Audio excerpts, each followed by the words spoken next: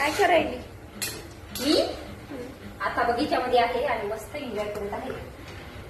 काय तेस बगीच्यामध्ये, गार्डन मध्ये. बगीचा. वाव, सकाळपासून घरात बाई. खरे ना. हो ना.